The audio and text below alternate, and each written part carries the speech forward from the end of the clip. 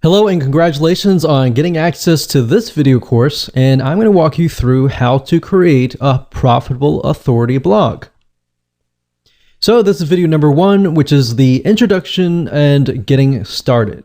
Now, before we jump right in, I want to jump in and talk about mindset because I want to make sure that you're in the right mindset before we get started. Because I'm a big believer that if you're in the right mindset, you'll be able to implement everything at a faster and more accurate pace. So what I found over the years is that too many blog owners fail because they focus on the misconception or the belief that if you have the right tools or you have the software tools or the WordPress platform or the right blogging platform, then you'll succeed. But the reality is that really, it's not about the blogging platform. It's not about the software tools or any of that. What really it's about is figuring out what your strategy is if your niche that you're going to go into is going to be profitable or not. That's really what it's all about.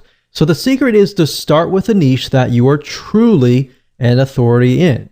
So this video course is all about that, how to find your niche, but how to make sure that you're in fact the authority. And we're going to put things through a test, and you'll see several tests in the beginning to make sure that is true. Plus, in addition to that, you want to make sure, of course, that it is profitable, that you have enough products to sell, and that you can increase your revenue stream. So what I want to do now is give you a quick overview of what's inside this video course.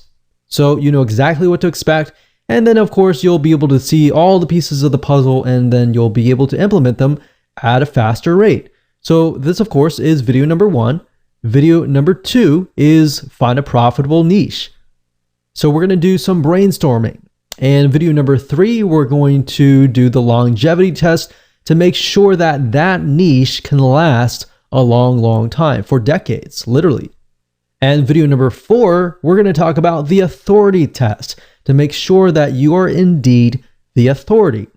How do you know? We'll ask some questions that you can answer. We'll put you through some tests to make sure that is the case. And of course, number 5 is going to be the competition test to make sure that you have enough competition. And video number 6, we're going to talk about the product test to make sure that everything is going to be profitable for you in the long run. Because the worst case scenario is you jump into a niche that has a high demand, but it's not necessarily profitable. And of course, video number 7, we're going to talk about topic generation. So we're going to take the niche that you decided upon, and I'm going to show you how to use free tools to gather intelligence to figure out what actual topics are in demand. Because it's easy to create topics out of our head, and that's great, and some of those might be high in demand, but we can verify these with actual tools online. And video number 8, we're going to talk about blog post creation. Video number 9, we're then going to talk about blogging platforms. So if you notice, a lot of videos 1 through 8 is all about strategy, planning, getting it right. And once you do that, then you can move on to setting up your blog. Then you can think about the software tools and all of that. All right. So with that said, let's move on to video number 2. Welcome back. This is video number 2, and we're going to talk about how you can find a profitable niche that you are an authority around. And as we're thinking about that, I want to ask you a question, which is, what are you interested in? What are you passionate in? And I want you to keep that question in your mind. And the reason being is because I want to address an issue. And the issue is that many people tend to choose niches based on profitability. And that's the wrong way. Here's what you should look for. You should look for something that you're interested in, because if you look at the profitability or the money first, you will fail eventually, because you will eventually run into a roadblock and you will get overwhelmed. It'll be boring and you'll have no interest in it to continue. And another thing is you won't look like you really know what you're talking about. So start with your passion. And the great thing about that is that people will trust you. They will begin to see that you're passionate about it. Have you ever been to maybe a blog or a webinar or something of other, and you have noticed that the speaker is not passionate whatsoever? They just feel like they're there because they're there. Does that really make you want to trust them? If they are not really passionate, that you can tell that they don't really know what they're talking about, but they're just trying to get by. That probably turns you off, right? Well, same goes here. You don't want to portray that in any way. What I'm trying to get here is that you want to portray yourself as the expert. And to do that, you need to be passionate about the niche. So over time, like I said, things will get boring and you will lose sight. And once you've lost sight, that is the beginning of failure. So what I'm trying to do is I'm trying to set you up for success. Now, here's an example here. A while ago, I considered a niche called scrapbooking. I had zero interest in it, but I did this because I was trying to follow the money. What happened was it flopped. It died. So what I realized over the last decade was what gets you over the roadblock is being passionate about the niche. So here's my recommendation to you, and I want you to take this exercise and just go ahead. Step one, just pull out a pen and paper, pause the video if you want to, and just sit down and just begin to jot down all of your hobbies, things that you've invested money into, things that you've been passionate about. Maybe it's something that your family's passionate about. Think about all the pains that you've been through or your loved ones have been through, and jot those down as well. Because let's be honest, if it's a pain, you've probably done enough research about it to know the advantages and disadvantages of certain solutions and all of that. So let's say, for example, you have had a kidney stone. If that's the case, then you passed it without needing surgery, then somebody else out there is probably going to want to learn from you, right? So you have some sort of experience in it. You felt the pain, you felt the suffering, you've been through and done that. So you can relate to the people that are going through it. So basically think of things that you're passionate about. And if you want to pause this video and just go ahead and do that, that's fine. After you've done that, step number 2 is now, out of these that you have written down, I want you to pick and choose the ones that you're extremely passionate about. Now, hold on to this because in the next video, we're actually going to discuss how to ensure that you can make sure that you can do this for the long term and that this passes the longevity test, which is the next video. Hello and welcome to video number 3, and we're going to talk about the longevity test. So here's a quick and easy short test that you can utilize to figure out if you're really passionate about the niche in the long term. Because you might be okay right now, but we really want to know if it's going to last for a decade or more. So in the previous video, you created many different topics and then you chose one.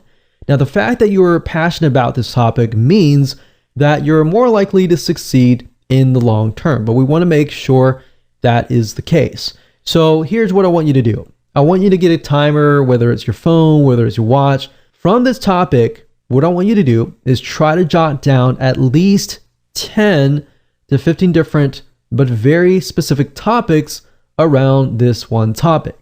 So in other words, let's do half an hour. And let's see how fast you can create specific topics around this niche. So say, for example, let's take the example of kidney stones.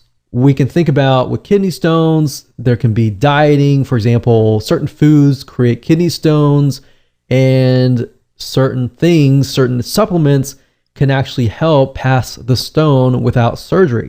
Now, can you create 10 or more topics? So I created 2 out of those.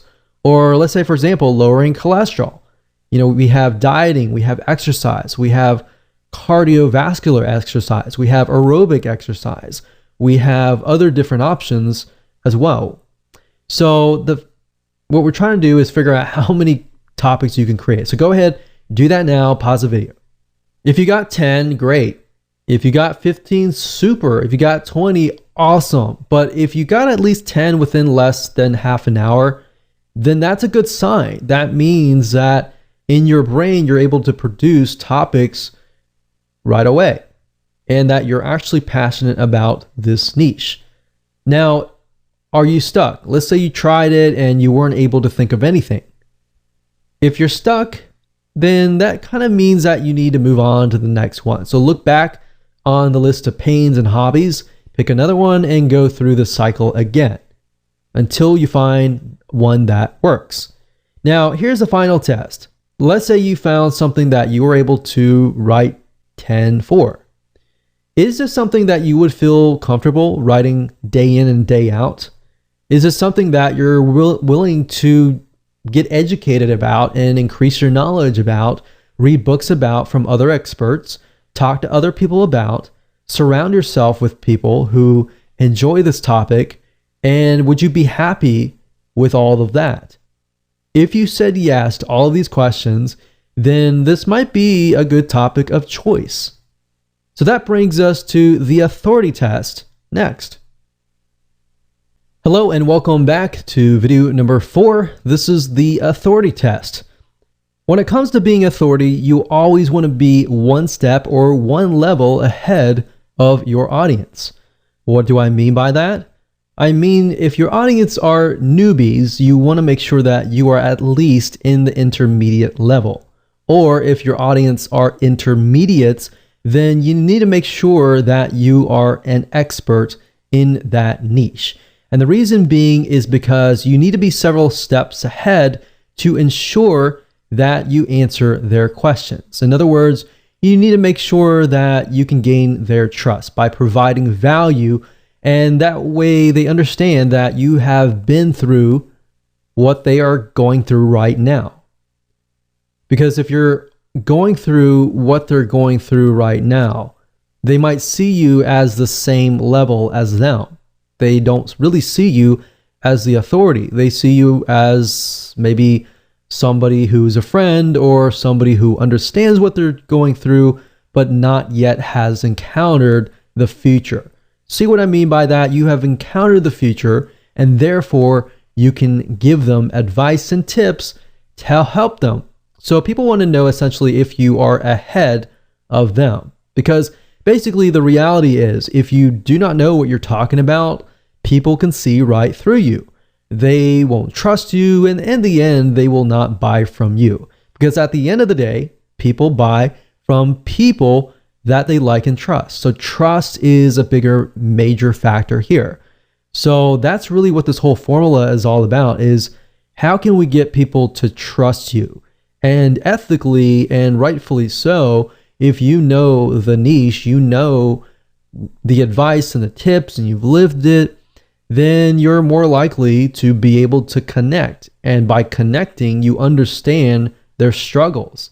You see where if you find somebody that's just profitable and you're relying purely on somebody to write the content for you, so you're missing that emotional connection. So at the end of the day, if you think about it, people buy for emotion. They don't buy for logic.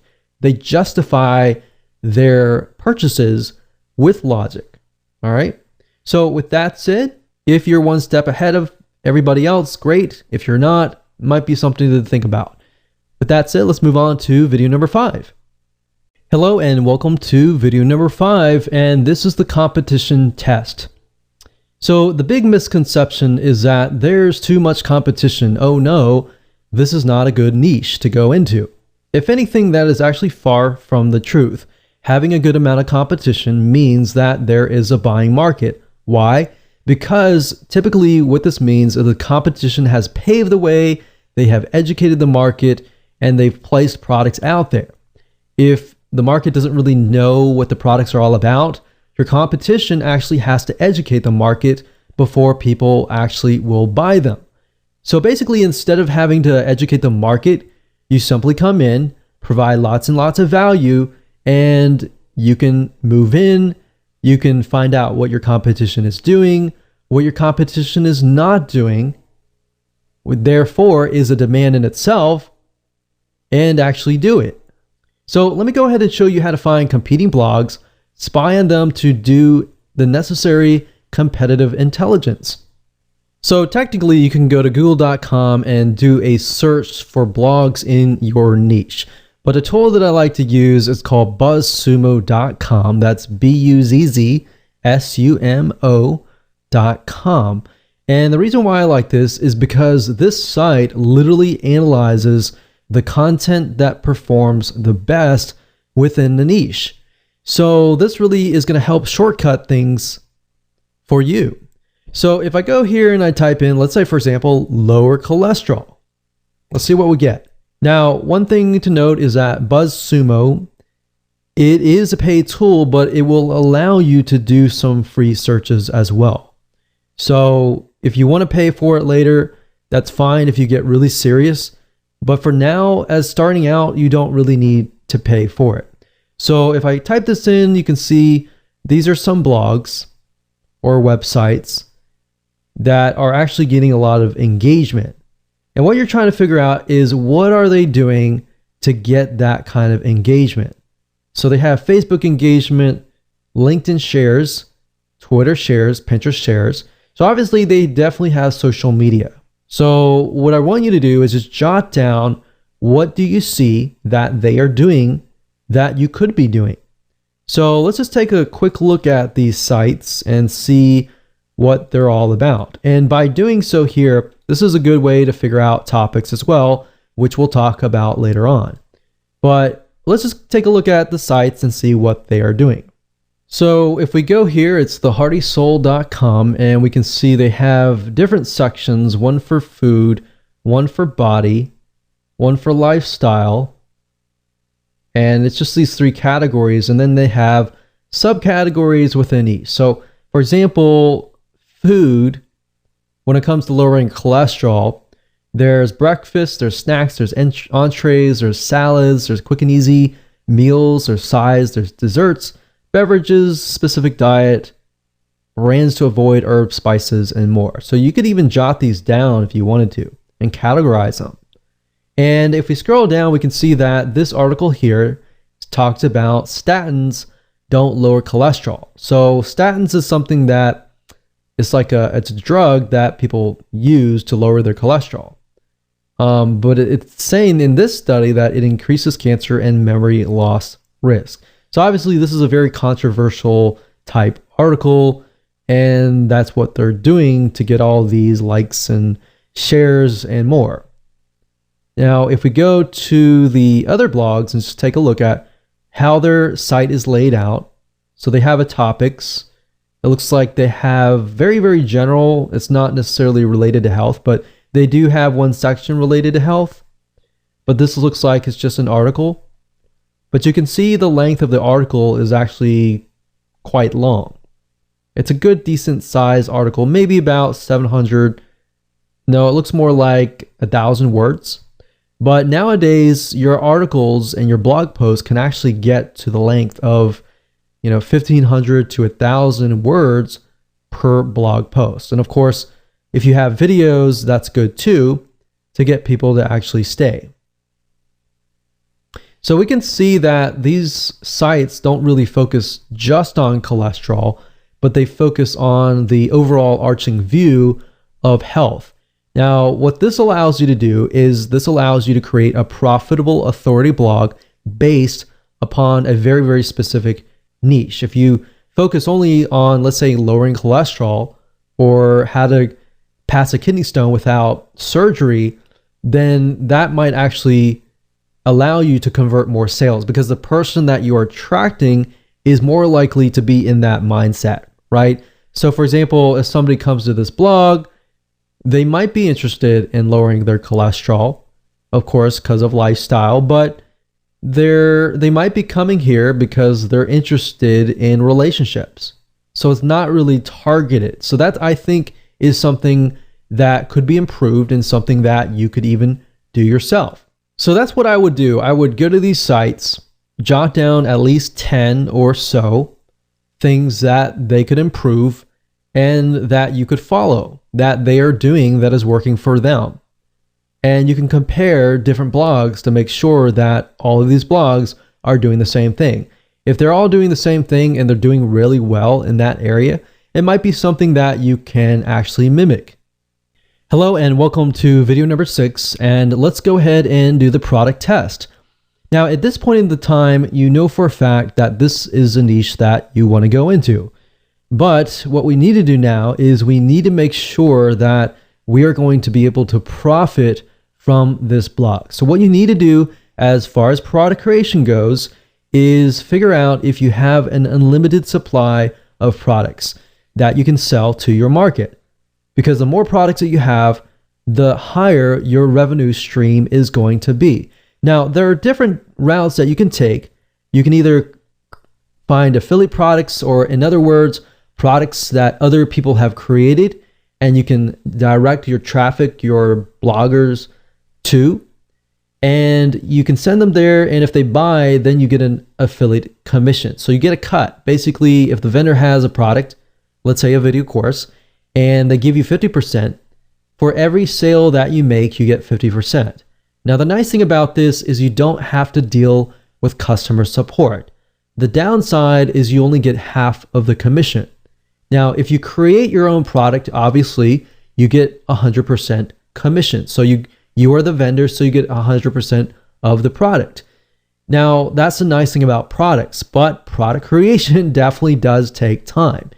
And a shortcut of that is what we call private label rights products. What that means is you have somebody who has created a video course or a report or ebook or some sort of product, and they are giving you rights to put your name on it and make it as your own.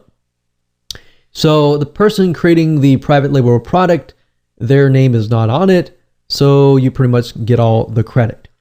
Now, if you go find a private label rights product in your niche, let's say, for example, lowering cholesterol, and you compile a ebook or a report that somebody can buy, or you can turn that report into a video course that somebody can buy. Either way, product creation or private label rights, you get 100% of the actual revenue.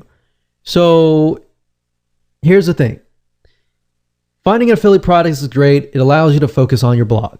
But if you're unable to find many affiliate products, that just means that you're going to have to create your own products or find private label rights products. But I want you to understand that at the end of the day, the more products you create, the more you actually control yourself. So you actually own these products. And if you have 5 different products, you can cross-sell them.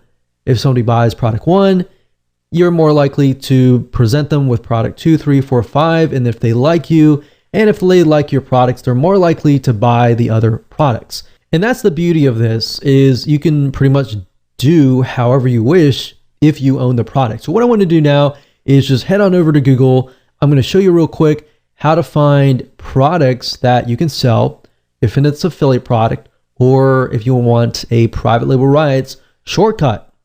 So this is going to be a quick and easy exercise. Simply go to google.com, and then of course in the search box type in private label rights, and then place the next word to be your niche. So in this case, if that's lower cholesterol, let's see what we get.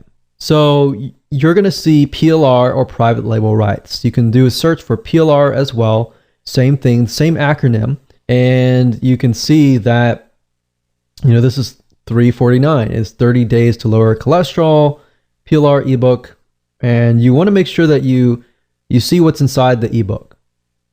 Now, I can't say for everything. Some ebooks are created with tons and tons of high quality, and some are created and they're not really good quality. So you really have to pick and choose. I mean, it's not really expensive. So at the end of the day, you can look at it, and if it's great, if it needs to be rewritten, you can hire an article writer to do a total rewrite of it. Or another thing you can do is you can head on over to upwork.com or fiverr.com, which is fiverr.com, and find somebody to turn these articles into videos, which is something that most people don't do, but that's an extra step that you can take that really adds a lot more value. Now, aside from private label rights, finding affiliate products or products that have vendors who have created a product that you can promote to get an affiliate commission, you go to clickbank.com and you click on their affiliate marketplace and you type in a keyword here. So let's say cholesterol and see what we get. So out of this, we can see there's 122 products, which is a good thing. That means that we have enough products that we could potentially sell. And as you can see here, the initial sell is $24.45, and that means that you're going to get that amount of money. And some of these have rebill. So some of these have recurring membership sites attached to it. So if you sell it once, you can get paid over and over again over the course of a few months. So what we're trying to do is we're trying to just glance really quick. You don't have to buy anything right now. Just kind of get an idea. Is there actually affiliate products out there that we can sell and promote and get a commission? And we can see that there is indeed 122. All right. So another thing you can do is you can go to Google and we can say lower cholesterol or just cholesterol affiliate program and see what kind of affiliate programs are out there for products that are helping people lower cholesterol. And you would simply go here, you would take a look at it. You could contact the vendor to get more information or even get private access or complimentary access to the actual product to test it out to make sure that it is good for your list. So over time, if you build a list of, let's say 500 people or 1,000 people, over time you have more leverage the bigger your list is, or the more interactive your actual list is. So lists can be email lists, it could be Facebook likes, it could be Twitter followers, and more. But this just gives you an idea about what is actually out there and if you have enough products to sell on your blog for the future. Hello and welcome back. This is video number 7 and we are going to talk about topic generation. So it's time to go one step further and figure out a larger list of topics. Now, we obviously have a list that we created earlier, but we want to make sure that we verify that they are truly in demand. And that is something that people are asking for out on the internet. So how do you go about verifying this? Let me go ahead and show you. So there are several tools that you can use that don't cost you any money to try to figure out topics that are in demand, that people are searching for. And the two sites are Google and SEMrush. Now, SEMrush does cost money, but at the same time, they do allow a free search, which gives you a limited amount of topics. And as you can see here, I went to SEMrush, that's SEMrush.com.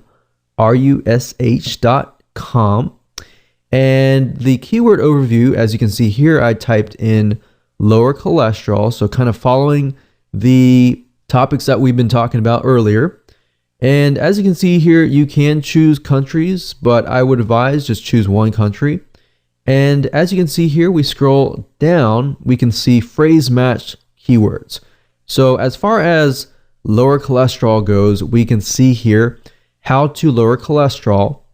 We can see the CPC or what advertisers are willing to spend. And that's a good sign. If they're willing to spend money on a specific keyword, that means there is demand.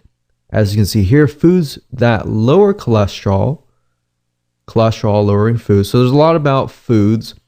You can see that there are other keywords as well. There's ad copies, there's organic search results. You can also use BuzzSumo as well to generate topics.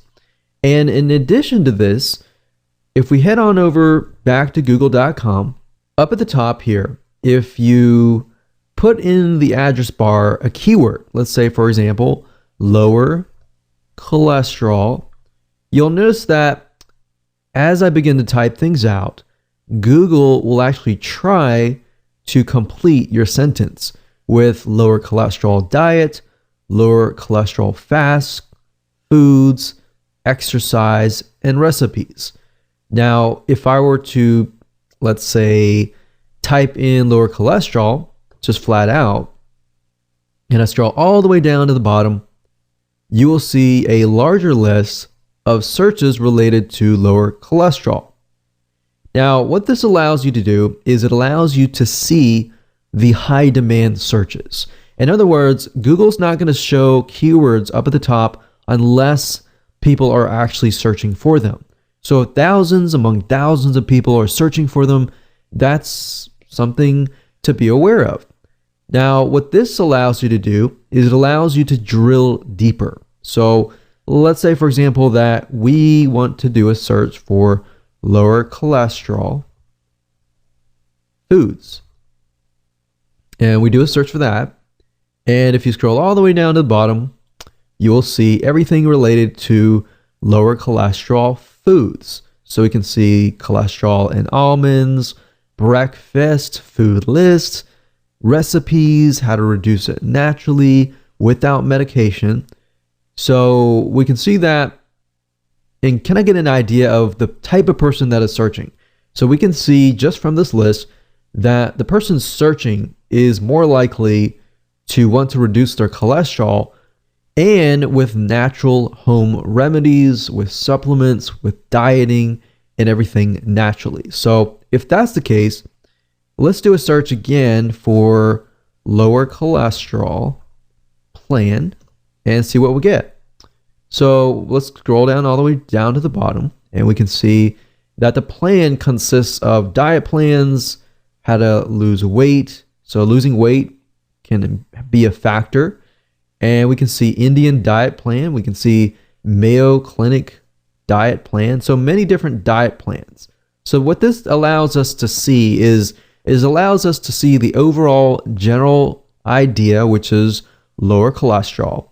And within that, we can see that there's things like dieting.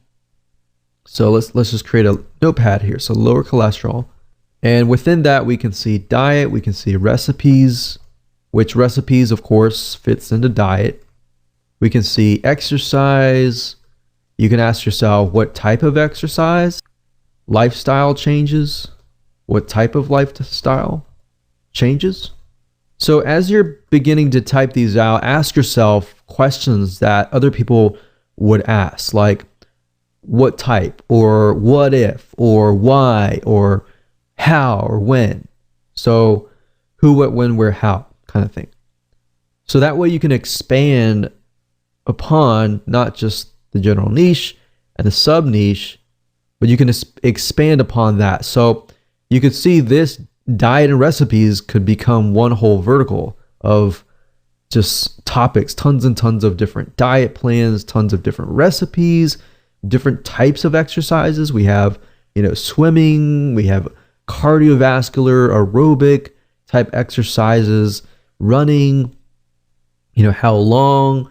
And as you can see here, you can really dig deeper and deeper and deeper. So I would say just using Google itself allows you to really dig deeper, but utilizing other tools like SEMrush or BuzzSumo, or even going after the paid versions of these apps and digging up actual data that says, okay, this keyword is getting a $3 CPC, which means for every click somebody gets, they're actually paying about $3 cost per click. All right.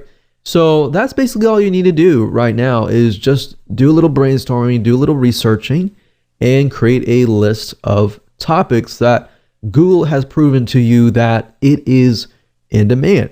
All right. So with that said, let's move on to the next video. Hello and welcome to video number 8. And let's talk about blog creation. How do you go about creating the blog posts now that you have a list of different topics that you might want to create? Should you use videos or should you use articles, or how long should they be? Now, if you took a look at the BuzzSumo examples in the previous videos, you notice that the articles were pretty long. They were about 1,000 to about 1,500 words for an article. And that's pretty much standard nowadays. But if you can get to a point where it's like 2,000 articles and you have a video, that actually will keep the retention rate of somebody who lands on your blog. So that's the recommended thing to do, is to create an article, and you can outsource this if you want, but I would recommend you actually try to create the blog outline yourself, because if you're passionate about it, it's going to be easier. And one little tip that I have to say to speed up the process is be using something like your iPhone. So like an iPhone, it has something called Siri, and Siri allows you to voice your thoughts on your notepad, and you're able to create an article at a really, really fast rate. Now, obviously, grammatically, everything might be incorrect, but what you can do is you can do that on your iPhone or your smartphone, or even Dragon Naturally Speaking, to create the article, and then you can send it to a proofreader. I create the articles and then I send it to the proofreader, because that allows me to be creative, that allows me to just push it all out, and then it allows somebody else to do the grammatical checking and the spelling and all that to make sure that it actually flows.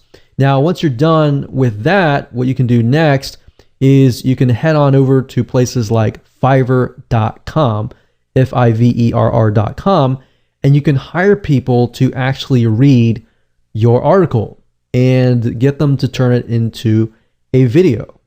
So essentially what you're doing is the video is the same as the article. And what you can do is you can add images, and that way you appeal to the visual audiences, the kinesthetic, and the auditory learners. There's 3 types of people and 3 different types of learning. So that's what I recommend to you. Now, as far as what the blog post should be about, well, I'm going to show you what we call the backward blog creation strategy. And I'm actually going to take an example. I'm going to show you how to write the article, or at least outline it to the point that you can do it all in less than 5 minutes. All right, so let me go ahead and show you that right now. Okay, so the reason why I call this the backward blog post strategy is because what we're doing is we're moving backwards, if that makes sense. And it'll make more sense once we dive right in. But as you can see here, what you're trying to do is you're trying to find an already proven blog post. We're not plagiarizing, we're not copying anything, and just want to get that out of the way. But what we're trying to do is we're looking at what is proven and extracting from that and making it more specific, making it more unique, and making it better, essentially. So we find that proven blog post, and then what we do is we can break it up. So this one proven blog post could essentially become 10 or 15 or 20 even smaller blog posts that are actually more specific. So let me show you this in action. This is super, super easy to do. We're not plagiarizing by any means, so I just want to make sure we understand that and that is clear. So let's move on and let's talk about lowering cholesterol again. So lower cholesterol foods. You notice that in the previous search that we noticed that a lot of foods, a lot of natural remedies. So let's kind of focus on that, because that seems to be what people are searching for. So let's just type in lower cholesterol foods and see what we get.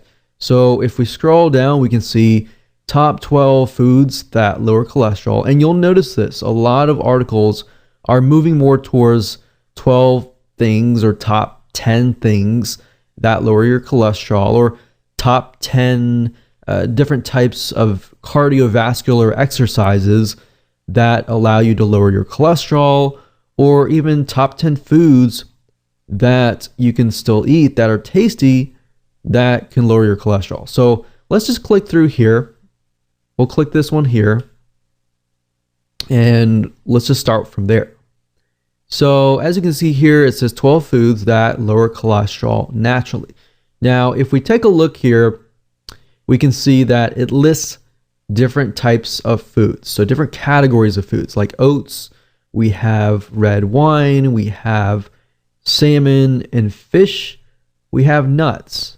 Now, we can see that while this is great and all, we can go more specific. So the question is, how do you go more specific? Because obviously the more specific it is, the more interesting it is sometimes, but at the same time, a lot of times it'll actually boost your authority simply because people feel like, okay, you've actually focused in on very, very specific details.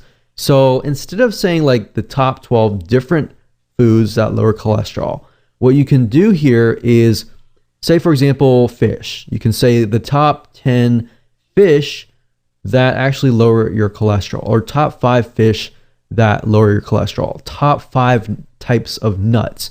Because as you can see here, there are many different types of nuts. There's our pistachios, for example, that can help lower cholesterol. And there are many other types like almonds that can help as well. So try to go through here and just break it down. So let's just go here, and we can see here that it's talking about nuts, oats, red wine, salmon or fish, nuts, and let's scroll down and see what else. So we can see teas, we have beans, we have chocolate, we have margarine, and we have garlic and olive oil.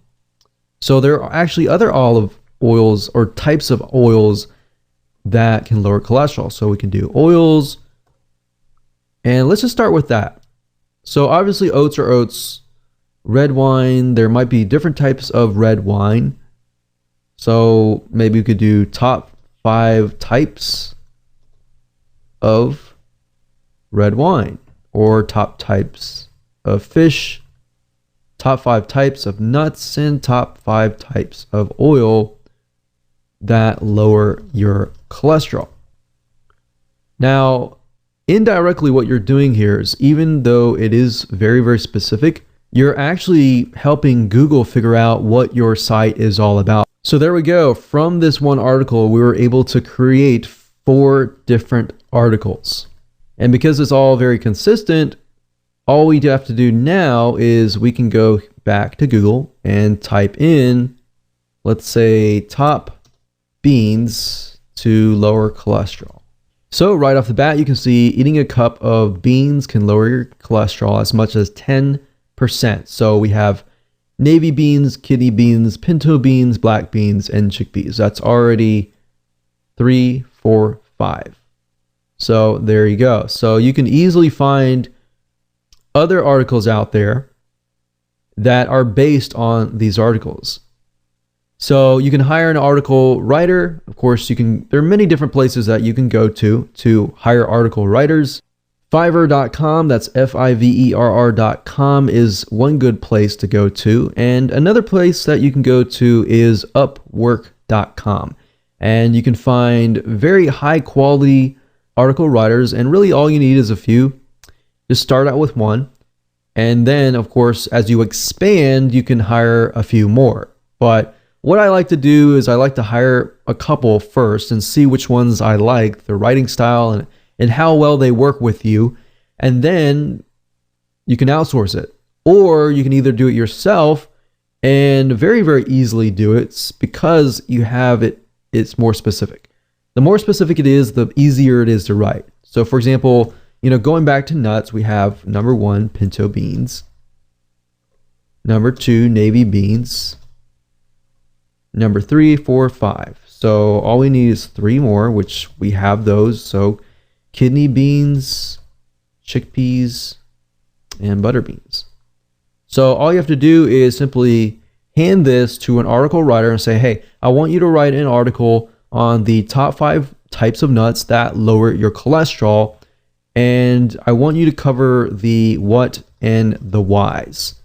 So basically, this is how it goes. As far as writing a blog post, to make sure that they convert, you always want to cover the what and the whys. You can cover the whens, that's fine, but you don't really want to cover the how. The how is the solution. So the solution is a how, and that essentially is what you are trying to get somebody to buy your product, is the how.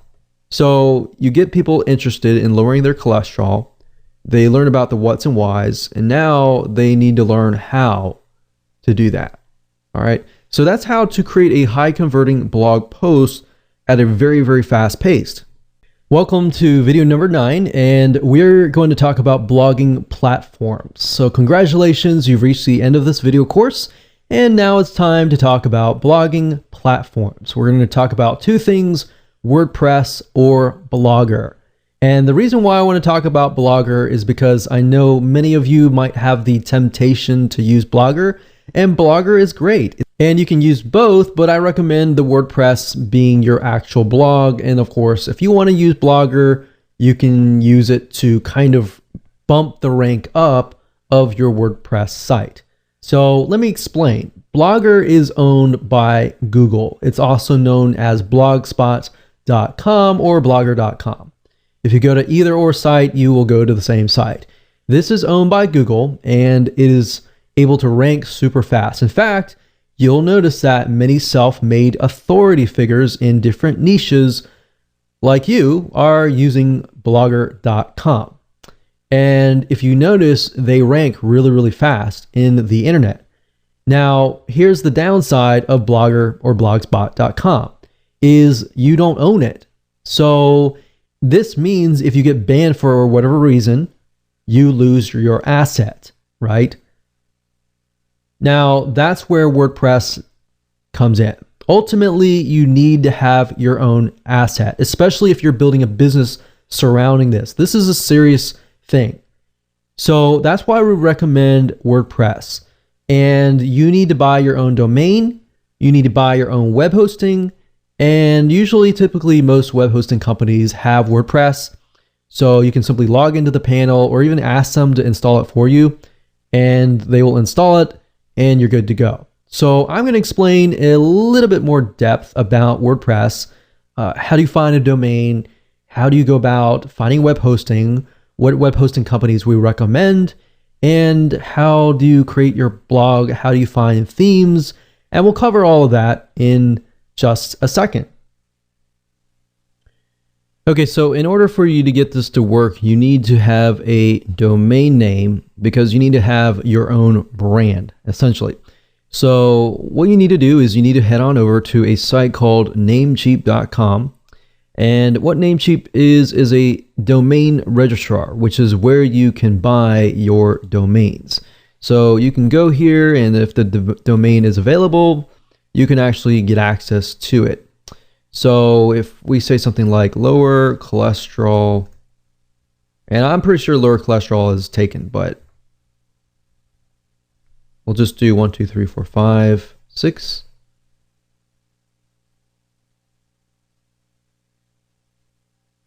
And we can see whether or not it is available.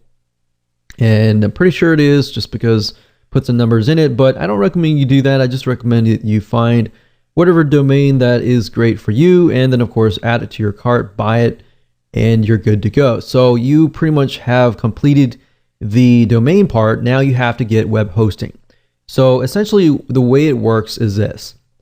If we go back over here, you need two things. You need a domain name, which is kind of like an address, and then of course you need to have web hosting. So if you think about it, a house or apartment, you always have an address, right? And of course the address points to a house. And then a house actually has furniture in it, and you can change the outlook of it, the design of it, on all that. That's basically what web hosting is all about. So what you need to do now is you need to find a web hosting company that specializes in WordPress, because you're going to be using WordPress. Now, just keep in mind that WordPress is a very intensive type software. So as you grow your WordPress site, it utilizes a lot of RAM, a lot of server processing speed as it grows. So that's just something to keep in mind. So what I recommend that you do, you can either go to Google and you type in top WordPress hosting companies and go from there, or you can specifically use the ones that I'm about to talk to you about. There's one site called knownhost.com. We've used them.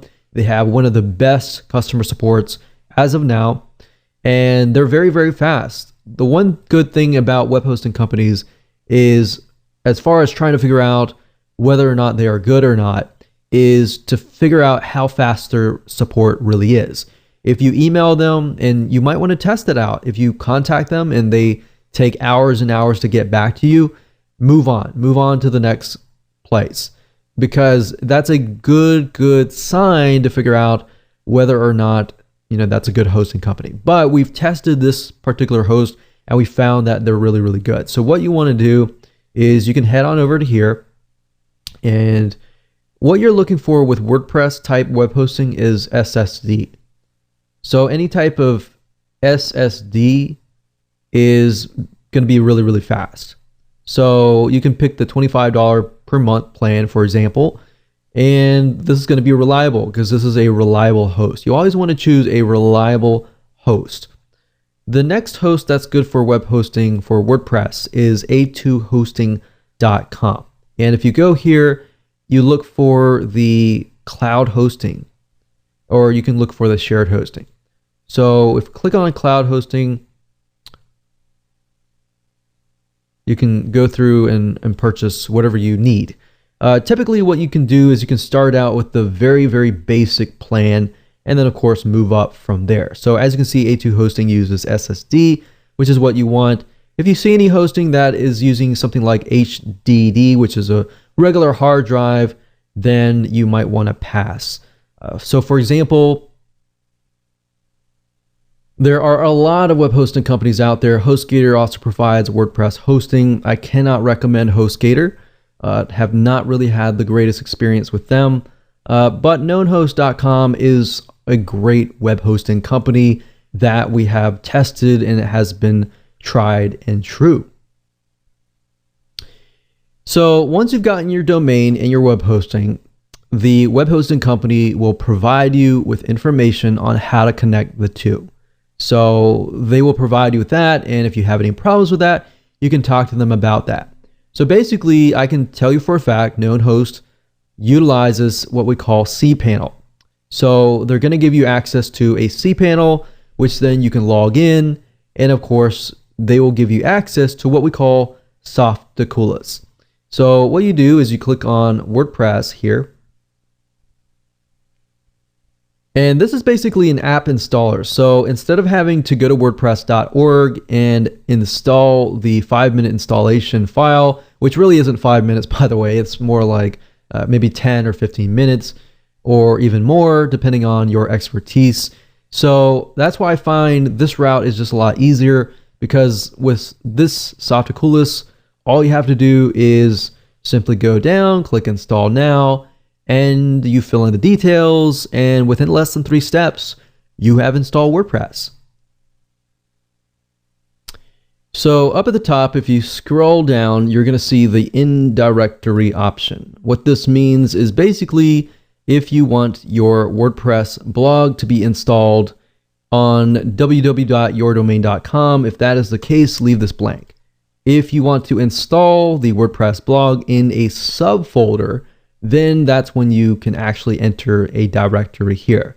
So if this case, we can just type in test blog, you fill in your site name, your description, and then of course your admin username and password.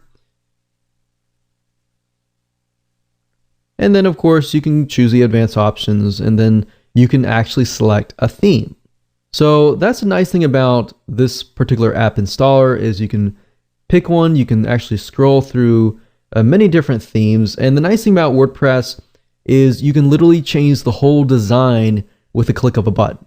You don't have to redo everything or anything like that. So if I want to go with this one, I can click select and click install.